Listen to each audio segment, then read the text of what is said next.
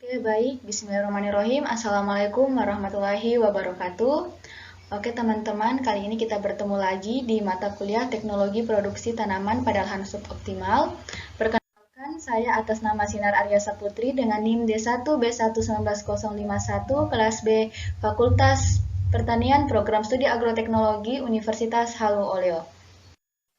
Oke teman-teman, pada video kemarin saya telah menjelaskan mengenai karakterisasi lahan, apa itu lahan suboptimal. Nah, pada pertemuan kali ini saya akan menjelaskan mengenai teknologi apa saja yang bisa kita terapkan untuk mengatasi cekaman abiotik pada lahan suboptimal. Nah, di sini telah kita lihat pada gambar A, B, dan H terdapat karakteristik lahan kering beriklim kering. Nah, pada lahan kering ini kita ketahui bahwa masalah yang ada pada lahan kering ini yaitu memiliki pH tanah yang rendah sehingga pH tanah itu masam atau defisit kandungan hara, volum tanah yang dangkal sehingga tingkat porositas atau penyerapan air pada lahan kering ini sangat tidak baik. Nah, adapun cara untuk mengatasi lahan kering beriklim kering ini, yang pertama kita mengatasi pH tanah yang masam. Nah, untuk mengatasi pH tanah yang masam atau pH tanah yang rendah, di sini kita bisa menggunakan pengaplikasian kapur yang tinggi dengan kalium kapur. Kemudian di sini kita bisa menggunakan biochar yang memiliki kandungan karbon dioksida yang sangat tinggi, sehingga ketika kita aplikasikan bahan-bahan kapur atau biochar, di sini dapat kembali menetralkan pH tanah yang rendah atau meningkatkan pH tanah yang rendah. Nah, di sini juga kita harus mengatasi yang namanya kandungan unsur hara yang rendah. Di sini kita bisa menambahkan unsur hara yang dibutuhkan oleh tanaman, bisa nitrogen, fosfor, dan kalium.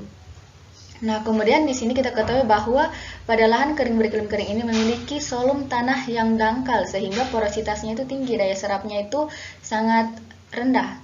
Nah, maka di sini kita harus melakukan penggemburan pada lahan tersebut.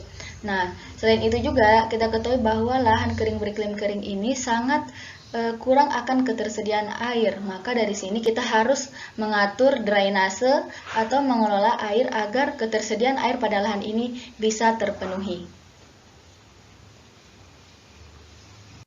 Oke, next, di sini kita bisa melihat pada gambar C, yang dimana pada gambar C ini termasuk dalam tipologi lahan suboptimal, yaitu lahan gambut, yang mana kita ketahui bersama bahwa lahan gambut ini mengalami defisit kandungan unsur hara, sehingga kebutuhan unsur hara pada tanaman itu tidak terpenuhi.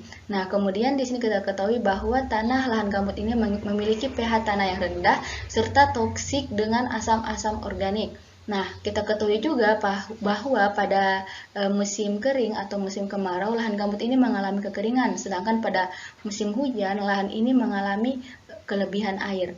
Nah, cara untuk mengatasi permasalahan ini, yang pertama itu kita perlu memenuhi kandungan unsur hara yang ada pada lahan gambut ini, yaitu kita bisa memberikan unsur hara yang dibutuhkan oleh tanaman yang akan kita budidayakan seperti nitrogen, fosfor, dan kalium atau unsur hara mikro lainnya. Nah, kemudian untuk mengatasi pH tanah yang rendah, di sini kita bisa menanami pada luas lahan yang luas itu kita bisa membantu dengan menanami tanaman legum untuk menetralkan pH tanah. Nah, kemudian untuk musim kemarau atau musim hujan, di sini kita bisa mengatasinya dengan jenis tanaman yang akan kita tanam. Jika pada musim kemarau, kita bisa memilih tanaman yang cocok pada lahan yang kering, dan pada musim hujan yang kelebihan air, kita bisa menanami tanaman yang membutuhkan banyak air. Nah, akan tetapi di sini berdasarkan artikel yang telah saya baca bahwa tanaman kelapa sawit ini sangat berpotensi besar jika kita budidayakan pada lahan gambut, sehingga kita bisa ketahui bahwa lahan gambut ini memiliki potensi yang besar jika kita tanami tanaman kelapa sawit. Oke, gambar selanjutnya kita bisa melihat pada gambar DEF. Di sini merupakan lahan rawa lebak, yang dimana kita ketahui bahwa lahan rawa lebak ini memiliki permasalahan dengan defisit kandungan unsur hara atau unsur hara yang kurang. Nah, kemudian pada lahan rawa lebak ini ketika musim hujan terjadi, maka kondisi lahan akan tergenang oleh air. Nah, Oleh karena itu, untuk mengatasi permasalahan ini, jika kita melihat pada musim hujan lahan ini mengalami genangan air, maka perlunya kita membuat drainase untuk mengatur air pada musim hujan tersebut.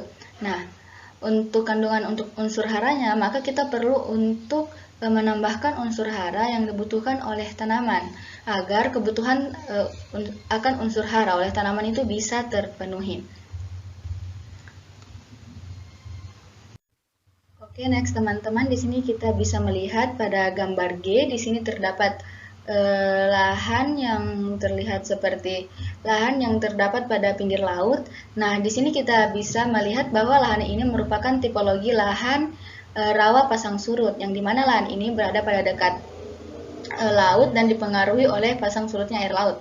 Nah, untuk permasalahan pada lahan rawa pasang surut ini, kita bisa melihat pada slide yang telah terlihat. Di sini terdapat kandungan unsur hara yang sangat kurang. Selain itu juga terdapat pH tanah yang rendah, dan selain itu ada air paya atau air asin yang lebih mayoritas pada lahan ini. Selain itu juga tingkat porositas pada lahan ini sangat tinggi, karena kita ketahui bahwa di daerah dekat laut itu merupakan maksimal itu mengandung bahan pasir. Nah, jadi untuk cara menanggulangi permasalahan hal ini, kita perlu mengatur atau menyediakan unsur hara yang ada pada lahan ini. Kemudian selain itu kita bisa mengatur pH yang rendah. Kemudian kita mengatur tingkat porositas pada lahan ini, yaitu dengan memberikan biochar agar air yang kita berikan kepada lahan ini dapat menyerap dengan baik. Oke teman-teman, pada gambar yang terakhir, di sini pada gambar I, kita bisa melihat bahwa lahan pada gambar ini merupakan lahan pasca tambang, sehingga kita bisa mengatakan bahwa lahan ini termasuk pada lahan kering masam. Nah, kenapa dikatakan pada lahan kering masam? Karena pada lahan ini sangat banyak mengandung zat aluminium yang tinggi, sehingga mengakibatkan pH tanah pada lahan ini sangat rendah. Selain itu, kandungan unsur hara pada lahan pasca tambang ini sangat kurang dan tidak dapat memenuhi kebutuhan akan unsur hara yang dibutuhkan oleh tanaman. Sehingga untuk cara mengatasi permasalahan ini, untuk menetralkan kembali pH tanah atau meningkatkan pH tanah pada lahan pasca tambang ini, kita bisa memberikan bahan-bahan berupa kapur atau memberikan biochar, yang dimana bahan-bahan ini dapat meningkatkan pH tanah atau menetralkan kembali tanah yang ada pada lahan ini. Kemudian dengan adanya unsur hara yang rendah, di sini kita perlu perlakuan pemberian unsur hara pada lahan ini, yaitu baik itu unsur hara makro maupun mikro seperti nitrogen, fosfor, kalium, ataupun unsur-unsur hara mikro yang lainnya. Selain itu juga kita bisa memberikan penanggulangan dengan menggunakan agen-agen hayati seperti penanaman legum untuk usaha untuk menetralkan menetralkan lahan pada pasca tambang ini.